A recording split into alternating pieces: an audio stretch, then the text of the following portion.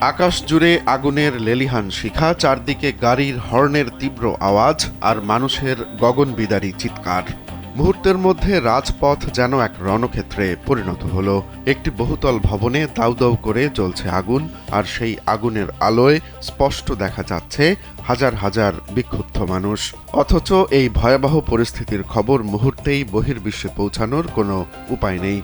স্থবির হয়ে পড়েছে সব ধরনের যোগাযোগ ব্যবস্থা, নেই কোনো ইন্টারনেট সংযোগ। বাইরের পৃথিবী থেকে পুরোপুরি বিচ্ছিন্ন হয়ে পড়েছে গোটা একটি জনপদ।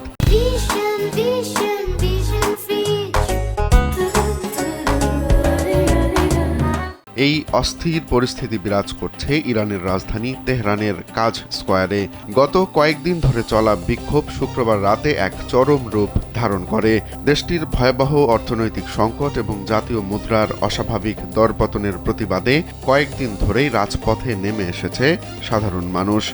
পরিস্থিতি নিয়ন্ত্রণে রাখতে বৃহস্পতিবার থেকেই দেশজুড়ে ইন্টারনেট সেবা সম্পূর্ণ বন্ধ করে দিয়েছে ইরান সরকার। দেশটির তথ্য ও যোগাযোগ প্রযুক্তি মন্ত্রণালয় জানিয়েছে, বিদ্যমান পরিস্থিতির কারণে এই কঠোর ব্যবস্থা নেওয়া হয়েছে।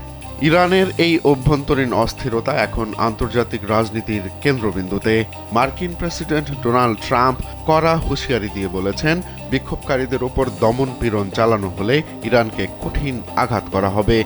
পাল্টা অভিযোগে ইরানের পররাষ্ট্রমন্ত্রী আব্বাস আরাকচি দাবি করেছেন, এই সহিংসতার পেছনে যুক্তরাষ্ট্র ও ইসরায়েলের সরাসরি হাত রয়েছে। এদিকে দেশটির সর্বোচ্চ নেতা আয়াতুল্লাহ আলী খামিনি সাফ জানিয়ে দিয়েছেন, কোনো ধরনের নাশকতা সহ্য করা হবে না। মুদ্রাস্ফীতি আর রাজনৈতিক উত্তেজনা মিলে ইরান এখন এক অনিশ্চিত ভবিষ্যতের মুখে দাঁড়িয়ে।